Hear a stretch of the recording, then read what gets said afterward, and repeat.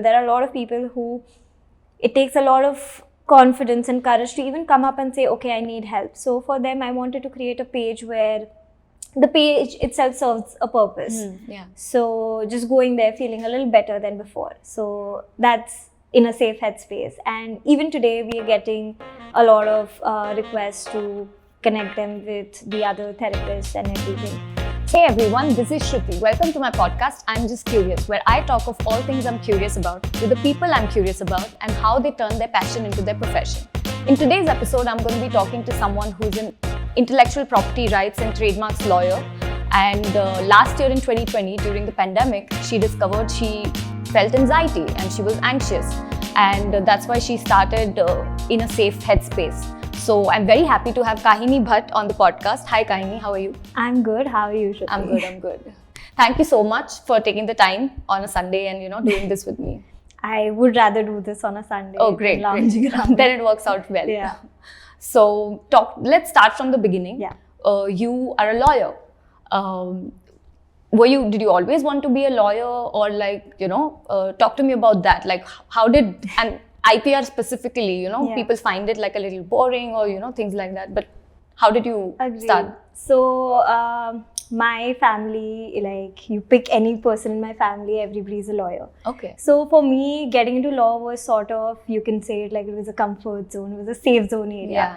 So like post my 10th grade when I decided, okay, I want to do law. So everybody's happy. So I thought, okay, this is the correct decision. Let me get into it. Yeah. I got into my university and trust me, I dreaded my first year. Okay. I hated it. I considered even dropping out. And just imagine your 85-year-old grandfather, who is also a lawyer. He, he took the pain to open WhatsApp, write me like a huge message saying why I shouldn't quit law. Oh. So I was like, okay, this is getting very serious. Okay, so I continued, and like post my second year, the courses of intellectual property rights were introduced, and I felt, thank God I did not quit law, because this is exactly where I wanted to be, like trademarks, media laws, entertainment laws as well. Okay. So I've studied those, I've even practiced a few of those.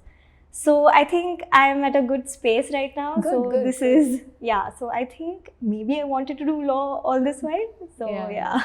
Maybe it's like, sometimes you, because it's tough in the moment, you feel like, oh, I want to quit it and something, but people who know you, who are around, like as you mentioned, your grandfather. Yeah. And I can completely relate with that, because my grandfather was also like that. And it makes me a little emotional when you brought your grandfather up, because like it takes me back to, what he used to tell me. Like when I was so I did pharmacy. So when I was doing my pharmacy, he would always tell me that, I want you to open your pharma company one day and everything. So I'm working on it. It's slow and everything. But grandfathers have the idealist things to think for. Yeah. And not very much like, as like your grandfather, like, like he encouraged you to be something, to do something, you know, not just that, oh, why you're a girl, you don't need to do that. So exactly. That mentality is very good. And thankfully, like my family would want to say that we are very progressive that way. Okay. So I'm glad. Touch wood. Yeah, touch wood.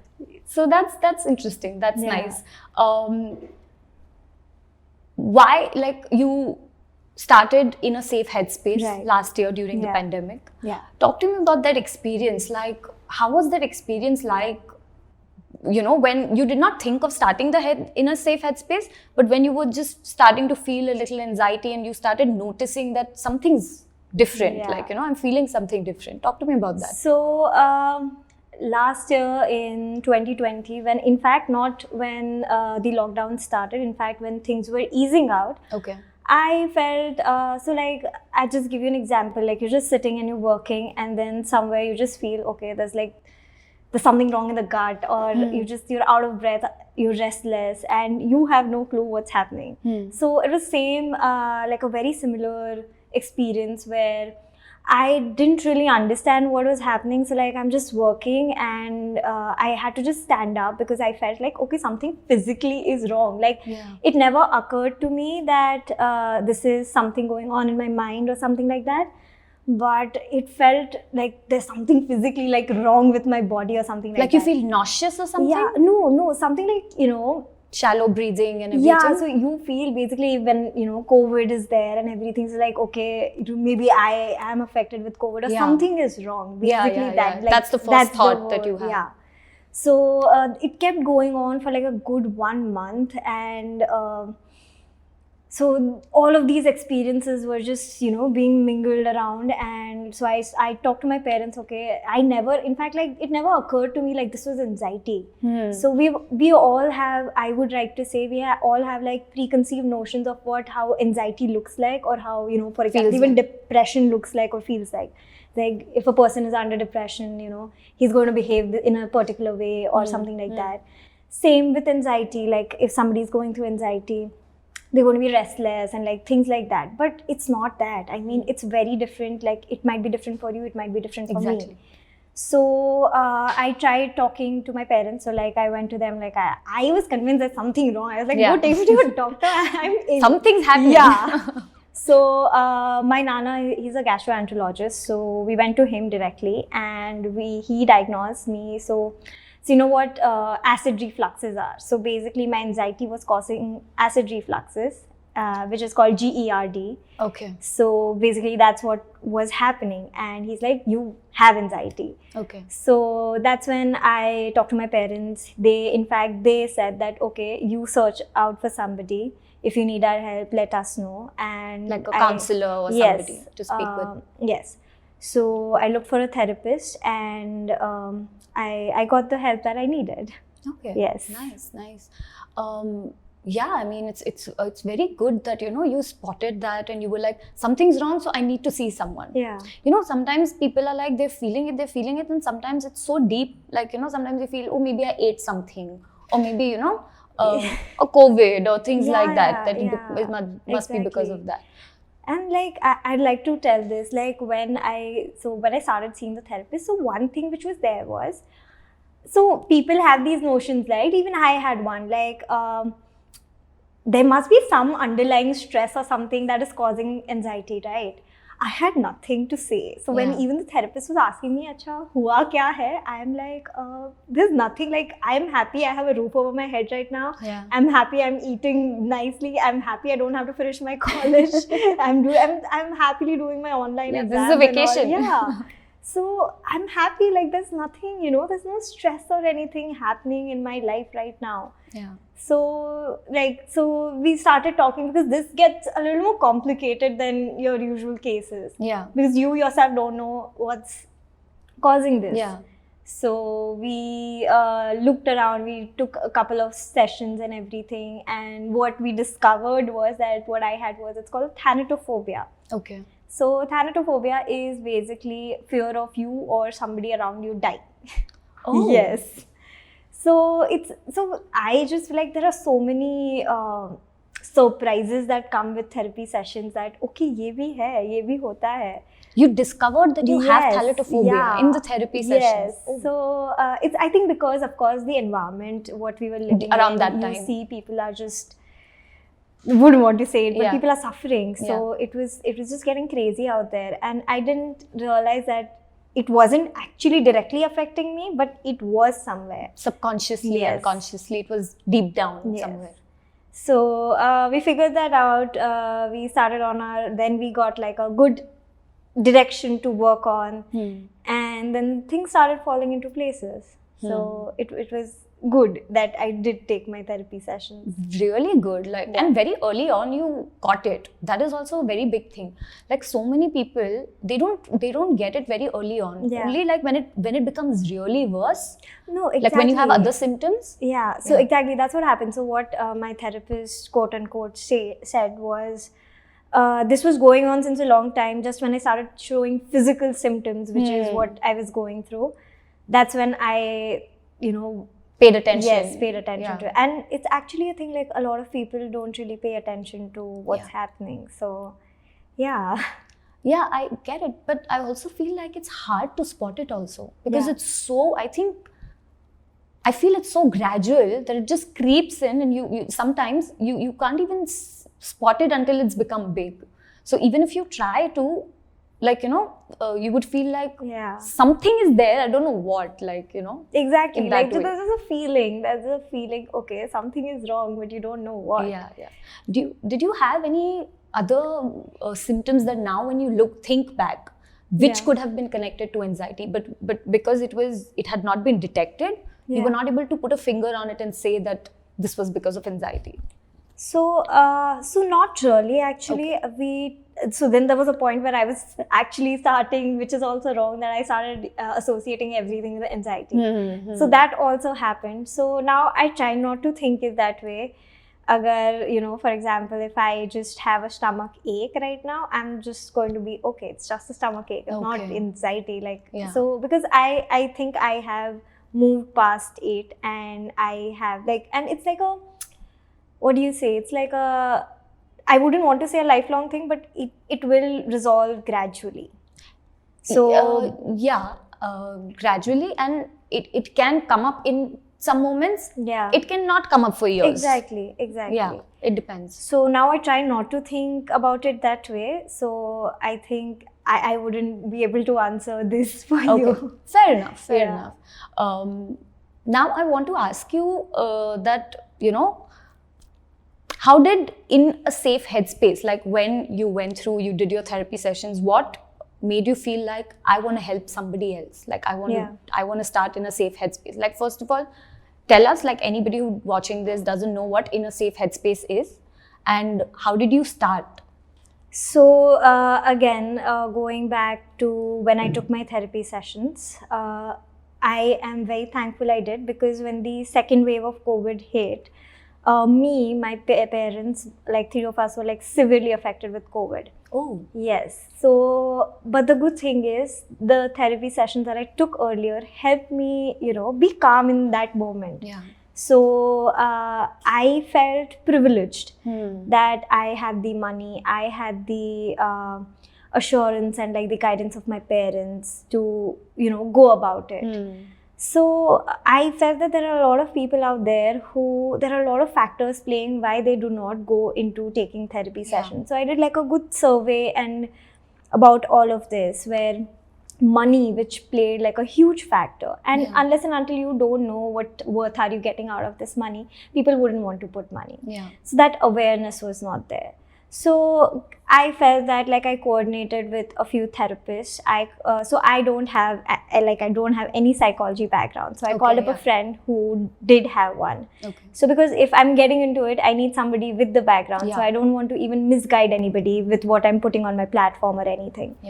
So I talked to that friend of mine, and we started in a safe headspace where we coordinated with therapists who are very generously, they agreed to give free therapy sessions to people who are severely affected with COVID. So not just everybody, but just COVID. So, and it was a very easy process. Like, we had a form that could be filled by anybody who needs to take free therapy sessions. And once then we mediate them to the therapist, and they take a session.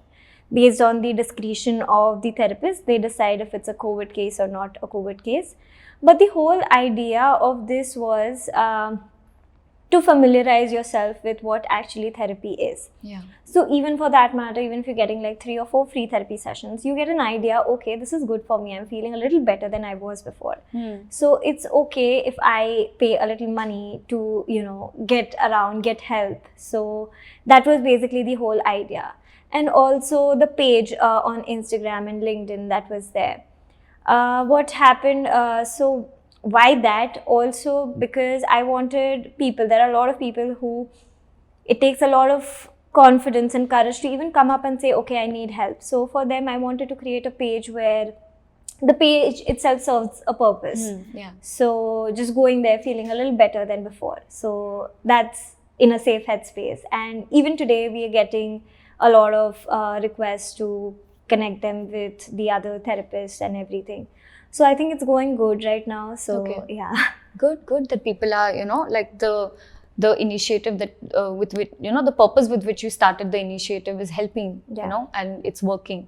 Talk to me about, like, what are some of the changes you experienced? like you talked about like something you observed, like say thanatophobia came up when you were taking therapy sessions.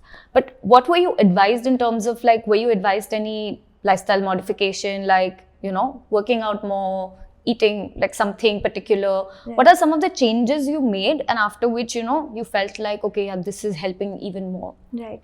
So these are not the changes that were advised by somebody to me, but then I kind of over the time inculcated.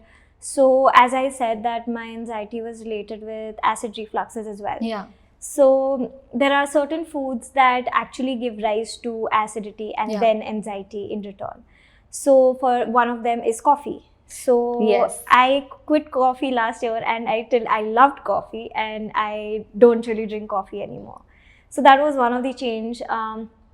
Apart from that, like there are a lot of certain foods that, you know, you should keep in mind. That one is like my go-to thing to tell anybody right now is drink a lot of water. Yeah. So because it helps. I mean, even when you're feeling a little low, just have one glass of water. I think it's just going to even help you a little bit. That's great. Yeah. So more than that, there are things I try to believe is optimism. So, or positive vibes or something like that, because surrounding yourself with the right people. Yes, because, and not just that, because there's always, I'm sure there's this concept like you must have heard about, which is called toxic positivity. Yes. So you have people coming in, like there's this very peculiar phase that people, everything's going to be fine, you know, you should walk, you should talk to people more, and all of that. So you as a person going through something, you need to understand that, okay, it's okay if somebody is coming out and telling you this, but you need to know what you have to do. Yeah. So not letting these things affect you is also a big thing of your lifestyle change. Yeah. Trying to let go of things, because it makes a little more peaceful environment for somebody to live in. It relieves you, it makes you light, and you know, you're not carrying everything with you all the time. Yeah.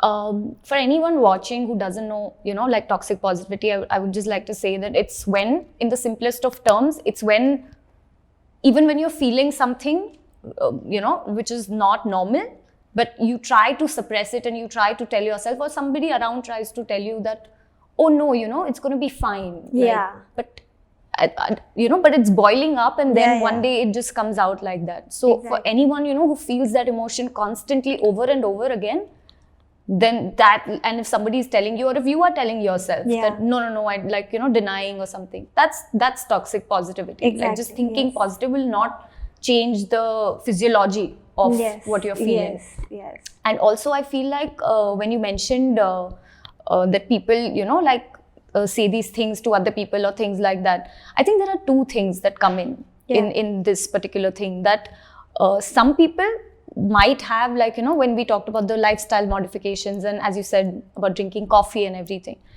for some people it might be like a biological, biochemical thing, you know, and for some people it might be, say for you, it was coffee. Yeah. Which gave you jitters. Yeah. Which is also for me, by the way. Yeah? Yeah. Okay. Whenever I drink, I drink coffee very rarely. Yeah. But whenever I do, I've observed like this tightening in my, like, you know, chest, and like I start shallow breathing, like very rapid breathing, heart rate, and I feel like breathless or something.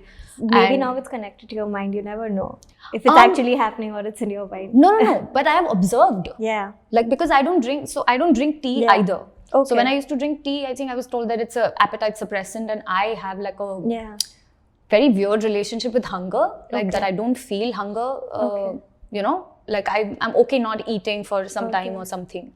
So I started paying attention to things like that, because I did the same thing, like I suppressed it, I denied it. No, maybe it's not because of this, maybe. But then I was like, no, it is because of coffee. Like it is because of, like, if I drink something cold, I'll have a cold, like right away. Yeah.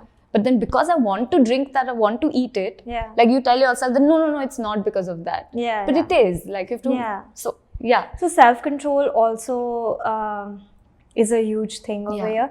But then also I would like to say, you don't have to always connect it. For you, it may be certain thing, but for example, there might be a person and that person is associating everything to anxiety for that matter. It's like, okay, if I drink coffee now, it's going to happen something.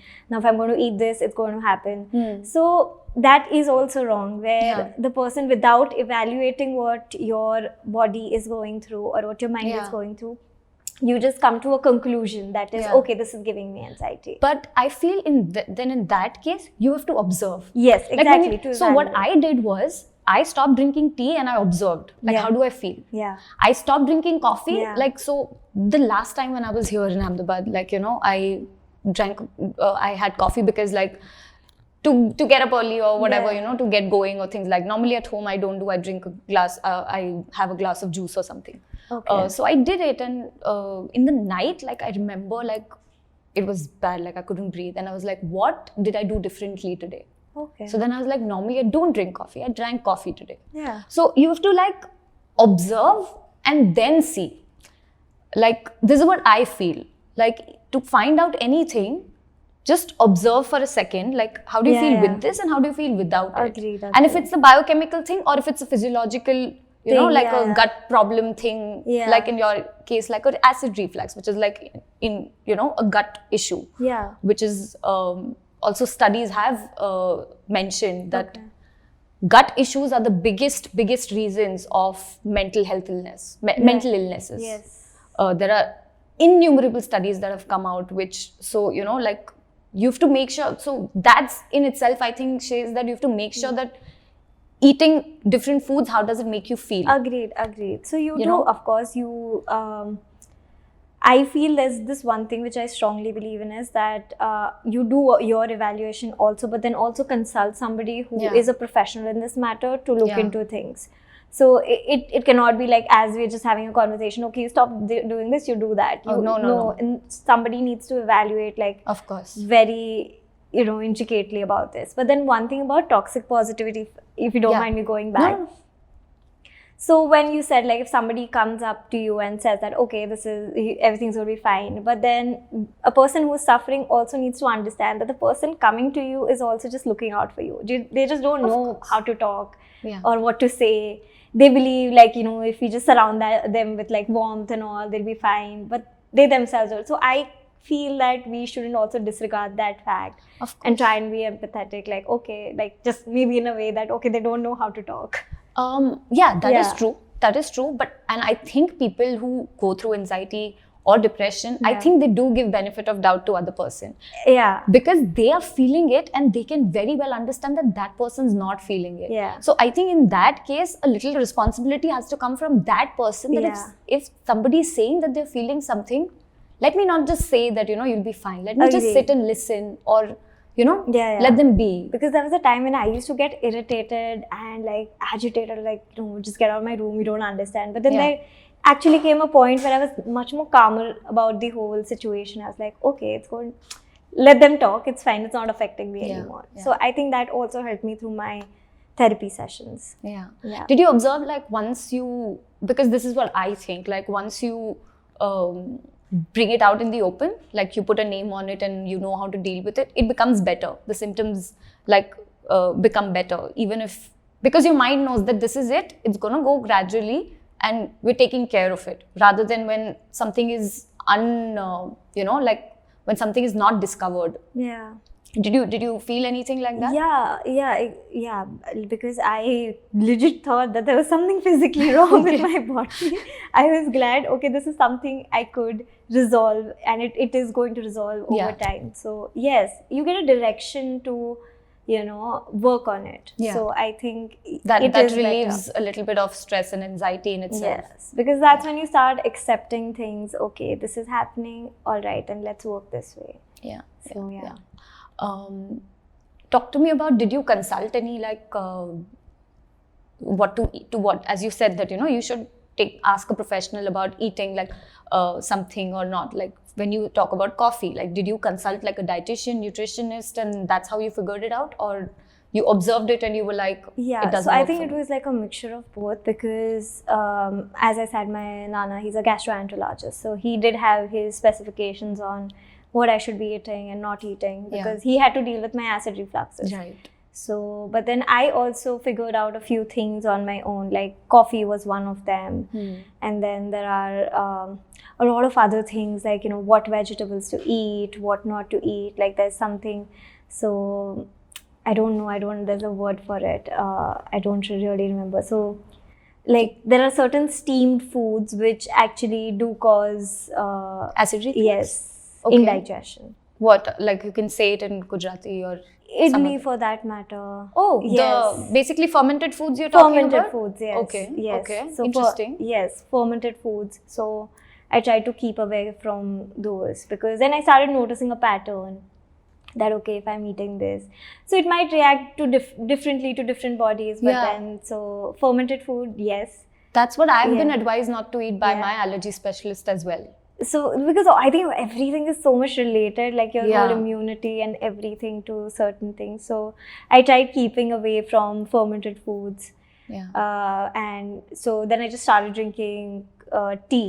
Hmm. But then again, a lot of hot food or a hot beverage inside is also not nice. On an empty stomach, but On an empty stomach, of course, Yeah. but then it's just what was advised to me. But then it started, taking course of time when I started getting used to it. I was like, Yeah. okay, let me try this now. exactly. Yeah. Again, because like so mostly I'm told that don't eat any packaged foods. Yeah. Now, any packaged foods is like So much. such a broad spectrum. Like there's so much that comes under it. Yeah. So I'm like, what am I? So even if I eat chips from outside, I know like in the night or something, like when I'll sleep, I'll start getting a little Yeah, bit of yeah. like that nasal congestion or Yeah. something because it has why I'm not advised is because it has preservatives and it doesn't suit me.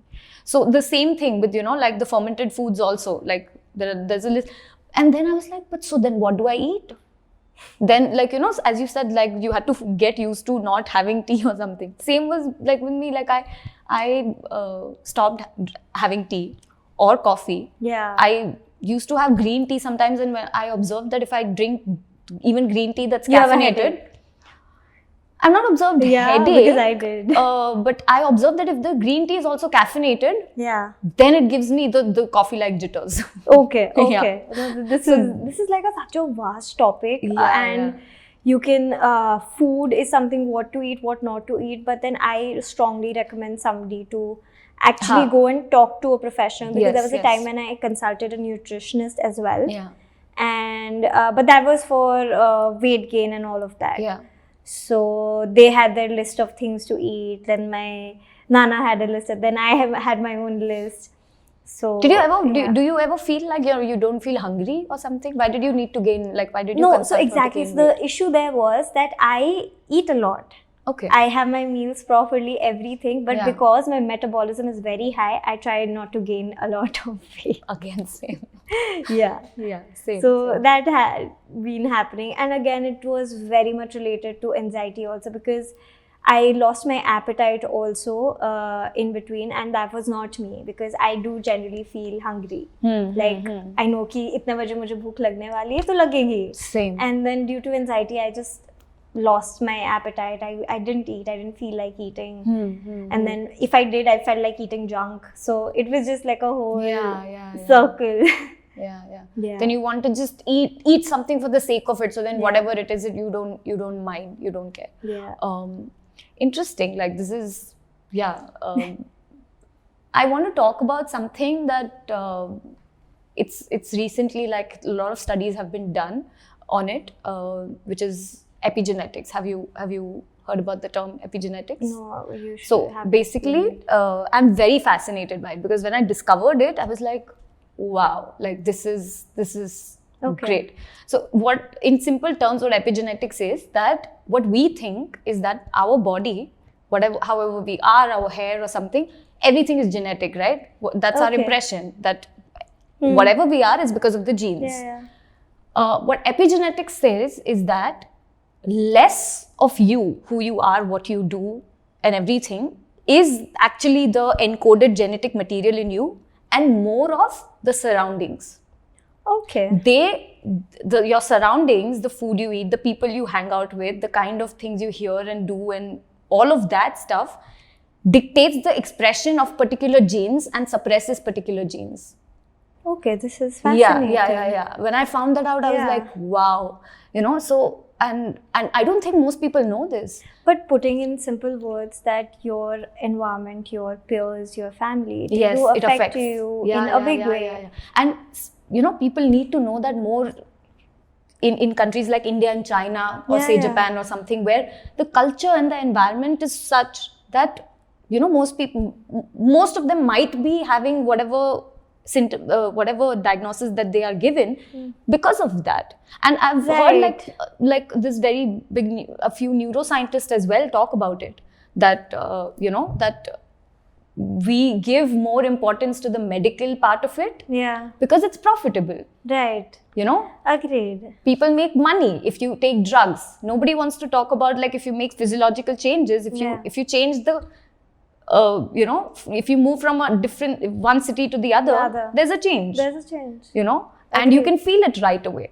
So if that is also one thing that I would like people to keep in mind or something. No, definitely, because I think this may have a term to it, but people somewhere, they do know about it, but as you said, like putting a medical term, or it is much more profitable. Rather than understanding your own surroundings or your peers or your family or something like that. And that way also, like you said, like maybe a little off track, but then as you said, like how your family, your peers affect you. I had the privilege of having understanding or progressive parents who actually considered my mental health and actually agreed, okay, there's something, let her do what she wants to do right now, let us help her, come there. And I was happy about it, but not a lot of people do have that privilege. Of course. And money aside, there is your peers, your family, your this judgment, this stereotype that people have. In fact, I would honestly want to talk about this. One thing is how understanding mental health should be a subject, of course, during your early years of childhood, as in maybe your schools and because colleges. Every school, like a good school, has counselors, right? But then I'll tell you a good experience where a friend of mine, we were, I think, in 10th, right, when there's this boards and this everything. So there was this time when she felt that, okay, I need to go talk to my school counselor. Right. So she did go there, she talked to her and everything. And she comes out to me and she's like, it felt like I was talking to another parent. So I didn't understand. So this is a good time where you could actually nurture the person, you could help make them them feel seen and heard. Yes. And it just felt as if she was like, I just felt I was talking to another parent. Like, that's exactly what my parents say. So, like, the counselor was like, maybe tumhari galti bhi ho sakti hai na? You can't put that out there. You can't say that it's your fault. So, there are this grey area where, honestly, our mental health industry should work is this. I was, in fact, recently talking to a friend of mine. Need to be more on the listening part rather than suggesting and advising part. Because they feel like they know. Yeah, they know, like, you're a school-going kid and we know more than you. This is how your life should pan out. Like, you get good grades in 10th, then you select your stream, then get a good college. But maybe that's not just it. Like, there's so much more to it. Like, tell me, like, you're doing this today. Did your college anyway, like, did you ever think that you're going to be doing this? My college, it won't be good for my college reputation if I talk about them. Because I did not have like a good experience because of the same thing that. So I've always been a child where, like, my parents or somebody, they've never forced me to do anything. Like, or they've never told me that, no, you have to do this, or you have to go there. Or I've been given my space to be and everything. They might not know why sometimes they might not know why I need that, but they will give it to me or something. But in college, like, the professors and everyone would be so controlling, basically. Like, they would just want to get good marks. But if that's not my priority, you should not take it personally. Like, it should not be something that you're here to teach me. Yeah, exactly. Yeah. And teaching is not just what your syllabus includes. It's so many more things. Exactly. Just to be a good person, that's all. Yeah, that's what people lack here. And now when sometimes, anybody who asks me, like, what about going to college here? And I was like, and I always tell them, like, go to Germany or go to Scandinavian countries, like Yeah. say Norway or Denmark or Okay. Sweden or something, Okay. because their culture is such that they value people's health. Yeah. We don't value that here. Or beat any kind of health. Yeah, be it any Yes. kind of overall health, Yes. overall well-being, because they have welfare systems, they have Right. systems and schemes in place to take care of someone. Okay. And even in colleges, like, it's not the professors, like here, if I would eat in the class, it would be an issue. That how is that I mean, an that issue? is- That's the most normal. If you have to go to the washroom, you have to ask. There you can just like See, agree that like, okay, so there's always a theory behind it, which is to teach self-control Yeah. or discipline. Yeah. Agreed, but not they to don't 20-year-olds. know But not to 20-year-olds. Like, you do that like when the child is like 2 or 3. No, agreed. Like, here I can vote to decide who the government can be, and you Yeah. are deciding if I can eat Right. or not. Like, that's so stupid to me. No, exactly. And I think it's not just education system, but overall the whole of country maybe. Yeah. Where a younger person coming up with a different perspective or views is often neglected or even looked down upon. So that needs to change, because because even the area of mental health and everything will be addressed only when people, once they try to, like, a generation, there's a whole huge generation, they need to understand what this is. They need to accept that, okay, me and somebody younger to me also can go through this. So it's better if, I feel this whole stereotype and everything gets out of the system sooner, because unless it doesn't, we're just stuck into a square one sort of a situation. Like, keep happening. Yeah. Do you feel like that for some people, that's also one of the reasons that they're scared to, because of their age, maybe they're younger, and to, speak to their parents, because they feel like their parents always have this dominating approach in life, and maybe they will not be able, they will basically not be heard, in any way.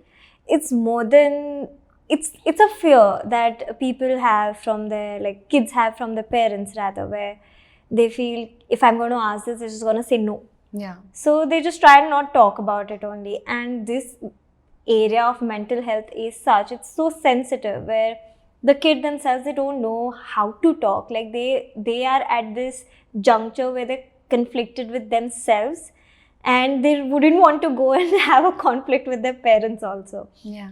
So they try to avoid this, because I have talked to a lot of people who had these issues. So in fact, I'll tell you, so if you are under 18, you need a consent from your parents to take a therapy session, right?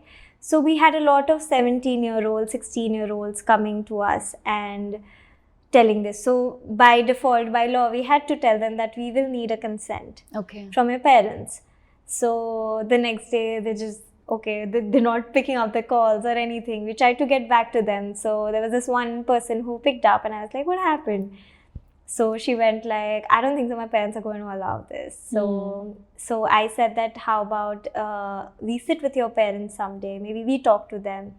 So we kind of did that also. So there were a few good cases, like successful cases. There were people who didn't really want to even hear us. Ki, just give us 10 minutes. No, sorry, we're not even giving you 10 minutes.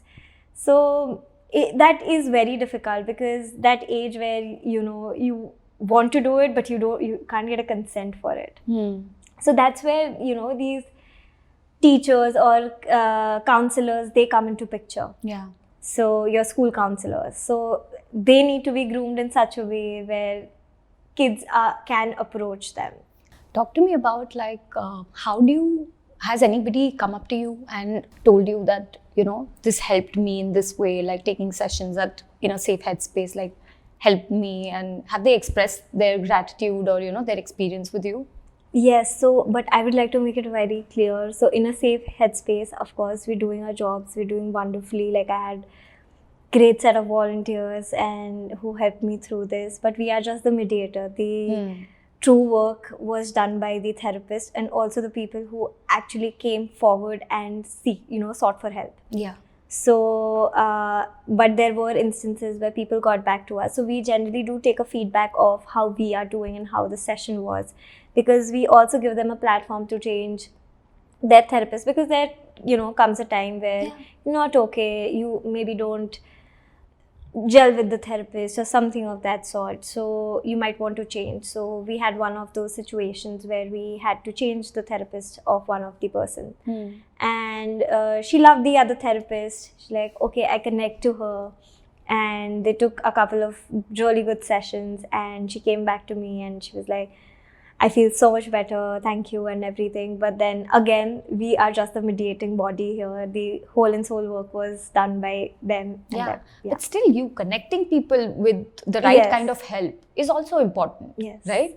It was like a tedious job, because we started during the second wave, and once this was out, there was like a huge rush of people, and that's when I started calls for volunteers, because I couldn't manage it on my own, because we had to call like 30-40 people in a day, schedule. And now these therapists also on board, we had a few of them, and also they were doing this as a pro bono work. So getting their time, coordinating with the client's time. So it was a chaos at one point of time, but then scheduling and coordinating is, I know. So, and again, like the therapists, they might be working at a clinic or a hospital or something. They need to have their own time. These people, some of them were in colleges, some of them working. They needed it after their time. So it was chaotic, but then I'm glad that the chaos led somewhere. Yeah.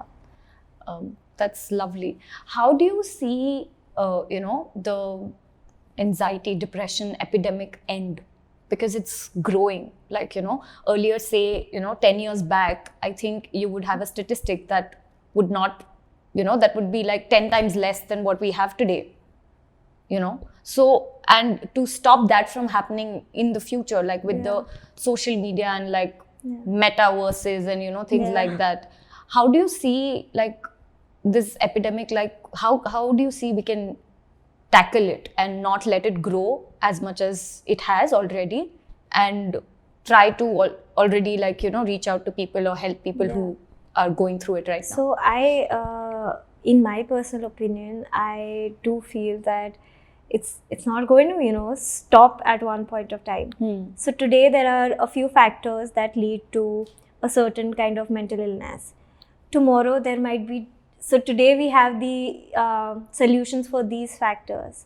But tomorrow there will be different factors affecting that person. So we'll have to find different solutions. So I think it's going to be an ongoing process. And you just mentioned that 10 years back there was a low strata of people being affected. But in my opinion, 10 years back people weren't accepting that there was something like this going on. They were not speaking out. So how do we know? Exactly. So I feel that it's going to keep going on, but then the main thing here would be accepting it, and so that we can find another solution to it. Right.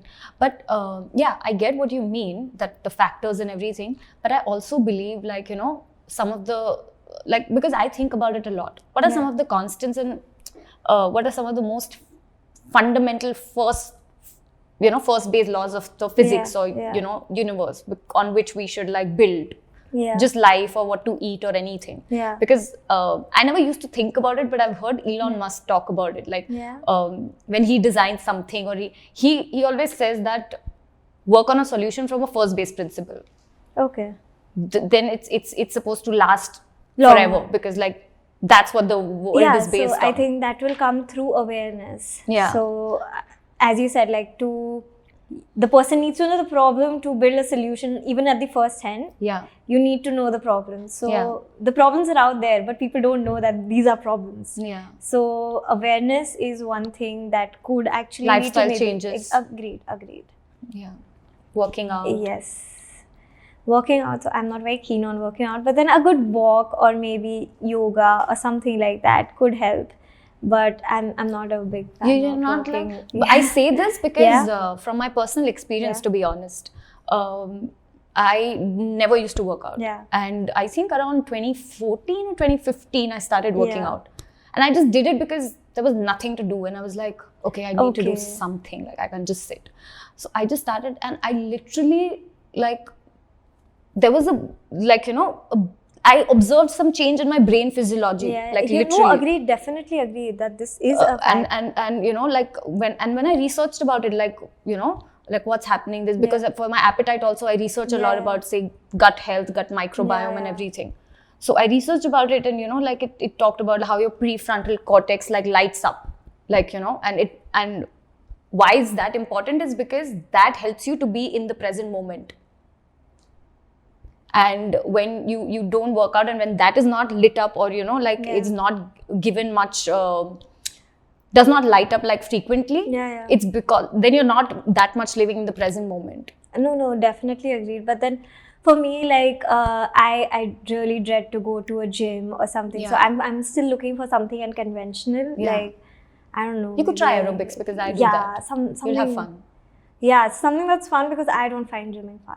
Yeah, I don't do gymming at all. I've never done gymming. Yeah. But I go to this aerobics class where, you know, it's like the lady, she's the instructor. Like, it's a very homely vibe, because because I live in a small town, and you know, so it's 1 hour of my day that I look forward to, like, every day. Exactly, I should look forward to it. Yeah. Agreed. So it's fun like that. So I would really recommend you, you know, like just try different things for fun, and then something will click. Yeah, I think so too. But then there's this whole factor of time that comes into picture. So I do like to walk, but that too also like not really. But then I'm still finding something that I could take up. Yeah. So I think I'll take up on your advice. Yeah. And it's a recommendation. Like, and I recommend this to everyone. Like, I recommend this to my mom, to my dad, to everyone, that, you know, just work, like, so yeah, I recommend it to everyone because it really helped me. Yeah. So I want to know, what advice would you give to someone who's watching this or listening to this, who might have figured out that something's off, might know that it's anxiety? What would you tell them, like, to get help? How can they approach, like you said that you have a form, but is it a website, like, you know, where do you log in and everything? So first, get up and drink water. That's something that very good. Yes. Second, wait. Sorry to interrupt you. I think you should have a sip of water so that people can see that please. We actually like should do what we say. Definitely. Have a sip of water. Good.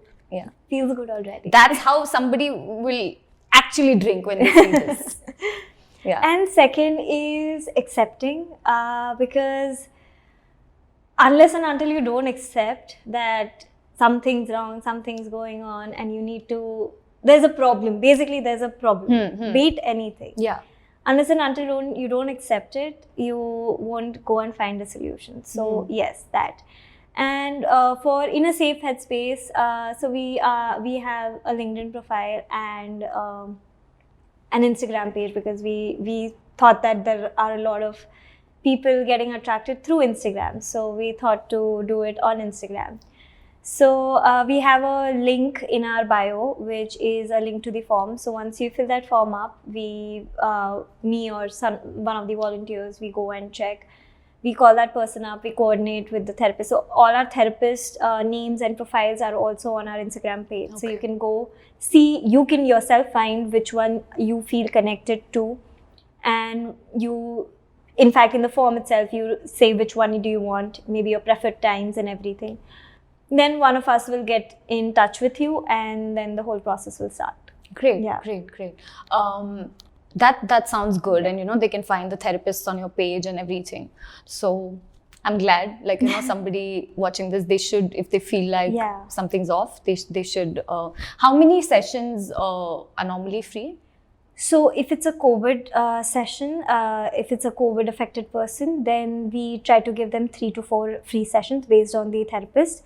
And for everybody, there is at least one free session. At least. At Okay. least one. So Makes like the sense. first session is your free session, basically. Most of the people who have come up have been COVID affected, or it's been a mix of both? No, it has been a mix of both. Okay. And I'm glad because there have been a lot of people who weren't COVID affected, but they took their first free session and they tried and continued the next sessions Right. with the therapist. Good. So it's good. Like even our therapists are very happy. Yeah, nice, because they are also doing this because they want to help people, Yes. right? Great. So now we'll move to a little more fun segment, which is called Curious Quick 5. Okay. I'm going to ask you like quick questions about like what is the one thing you're curious about apart from IPR, trademarks, and mental health? Like what's one thing that you right now you're like, oh, this is interesting? Honestly, like I have been coming across people like share market and investing and everything. I really want to learn and invest my own money into something, because everybody has like a demat account and somebody is like doing it for you. But then I personally want to have it on my phone and check what share is going up, what's coming down. So like I need to have good knowledge for it. So I'm honestly really interested in share market. And What's the one person you're curious about? person. Yeah. Living or dead, anybody? Could it be like anybody in the so I was world? recently so there's this person, he was an author called Franz Kafka. Okay. So he has this whole ideology of Kafkaism, which is very grudgeful, negative, anxiety filled things that he used to write, and it had like a very nice perspective to it.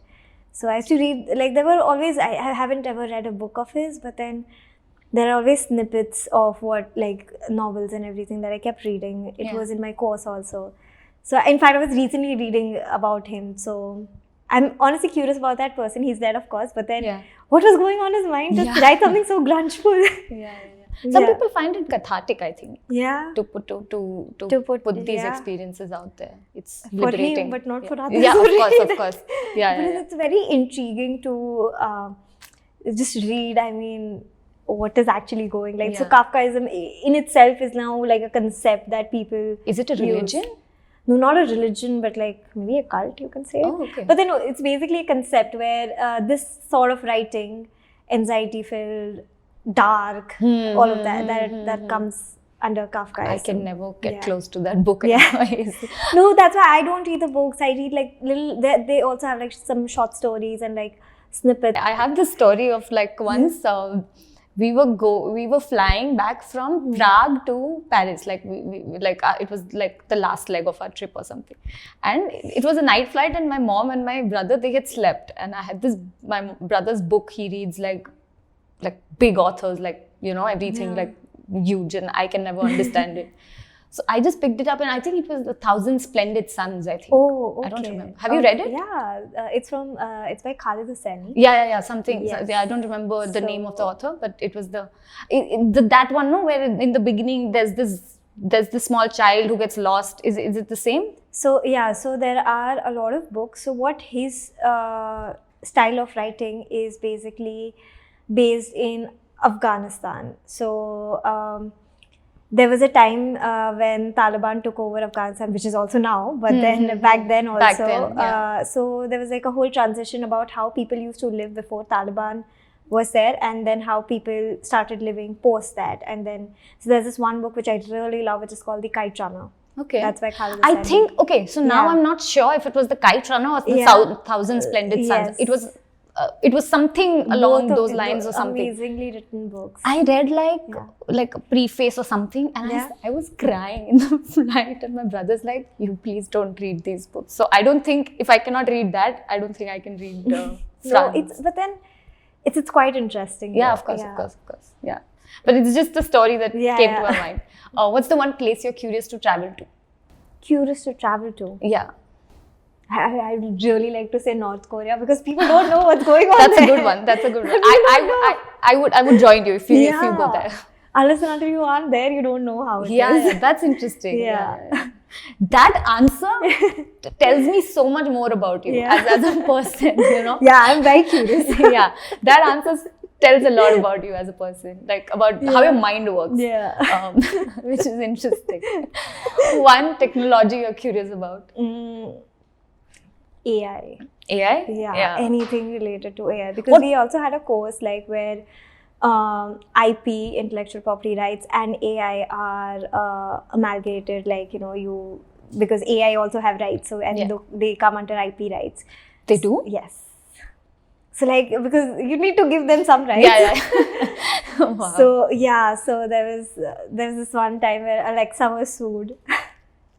Okay. Interesting. Yeah. Because a child ordered via Alexa some big toy house, and it just got delivered, and the parents were like, I've heard that. And also there was this one time I read this article in Times of India that there was this one guy who must have complained about some family or something, and Alexa apparently like told him to kill his family members or parents or something. Oh my God. So exactly. Like, so they're like, where to control, how to, it's like AI is so... It's so dangerous. Yeah, and so deep tricky to learn and everything. So in fact, like I've written a couple of papers on this also. So nice. So but like I don't have like a very deep knowledge, but then I want to you want to know about that a little. Yeah. Interesting, definitely. Very interesting. One, you just said it, but that was my last question. One book or author you're curious about? Khalid Hosseini. I mean, exactly. So not Franz Kafka, not like that. Yes, not like that. But because, like, since we're just talking about it, because I read his books like Kite Drama and Thousand Splendid Suns back in school. And till date, if somebody asked me what's your favorite book, I would still say the Kite Drama, because it's not just about what's happening around them, but also what the person is going through, how that person is feeling and everything.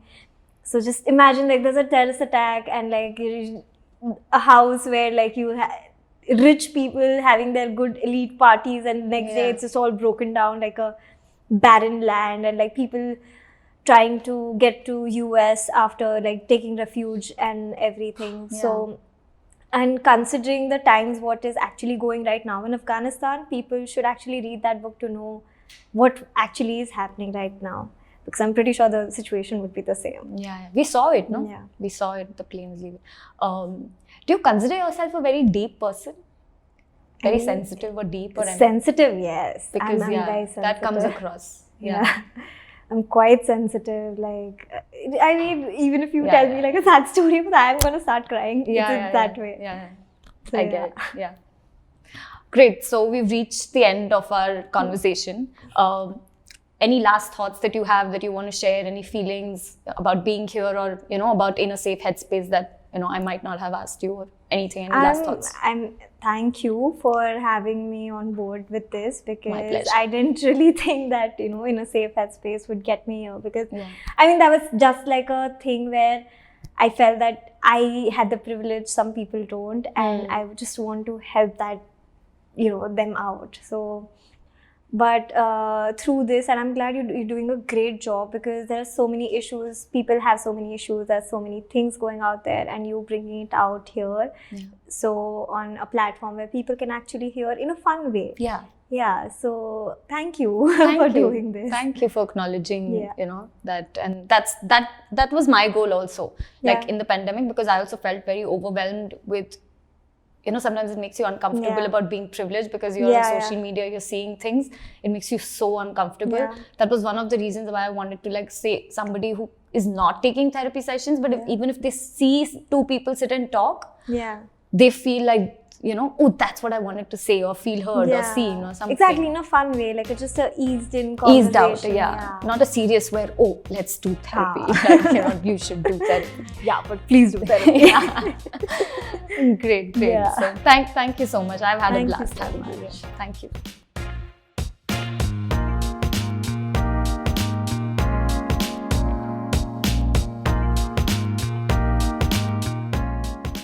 It was a kind of a setup which told you that to be part of theatre or to act, you had to be consumed by it. And you had to be consumed for hours together. And I think I enjoyed the process a lot. That's where I felt that this is what is calling me a lot towards it.